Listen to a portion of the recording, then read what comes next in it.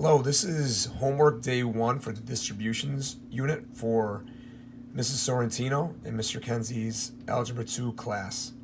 Number 1, which of the following formulas written in summation notation would represent the mean data set?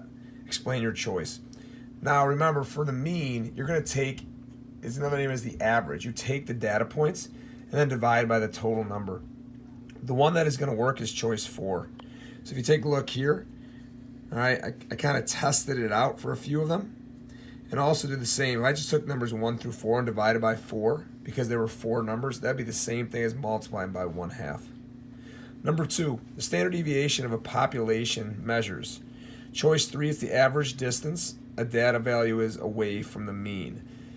The larger the standard deviation, the more spread out the data is.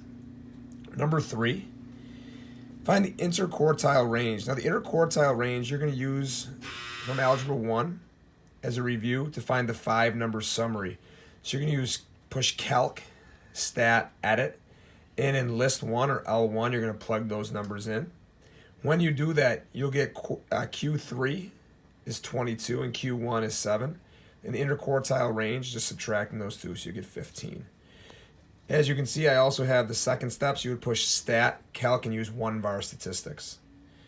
Number 4, if 348 freshmen out of 622 have cell phones, then the population proportion, P, for freshman cell phone ownership is. All we're going to do is we're going to take the total number of freshmen, which is 622, put that in the denominator. And in the numerator, we take 348 students that have. So we just divide that out and we get a decimal of 0.5594. The approximation is choice 1.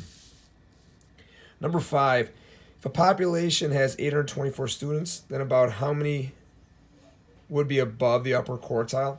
Now, as we talked about in Algebra 1 and reviewed within the day 1 notes, each part of a box plot represents 25% of the data. So from Q3 on, that would be 25%. Number 6, the students at Amherst were surveyed on travel time to work. Of 100 teachers, a sample of 20 were randomly selected. The results in minutes were. Now when we do this using our calculator, we have sample standard deviation, which would be a part, and that's this case, and we have population. Population means that all teachers would be pulled within this example, but they're not. It's only a sample of 20. So what we're going to do, we take those numbers, we plug them into stat, edit, and L1.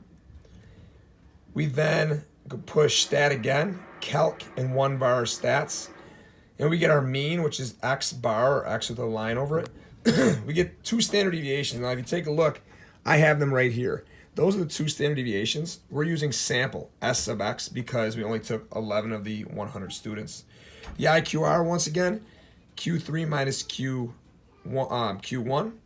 The 5-number summary we get from that as well. And then we do our box plot. Try to be as accurate and use a straight line, or straight edge.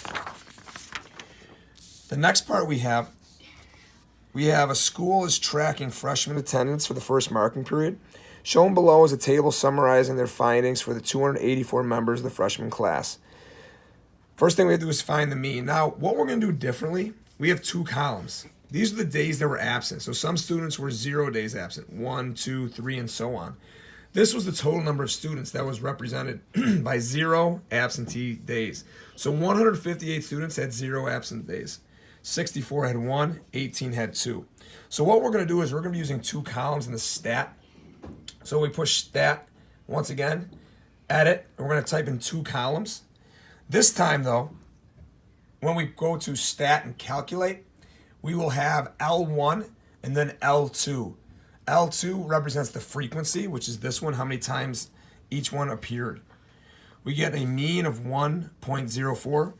A median of 0, that's the middle number when range from smallest to largest. In this case, we get a population standard deviation. We're using this one because it was all of the freshmen. We get 1.76. C, the proportion of the population has an absenteeism greater than 4 days. So greater than 4 days would be absent from 5, 6, 9, and 13. So we take 7 plus 8 plus 2 plus 1.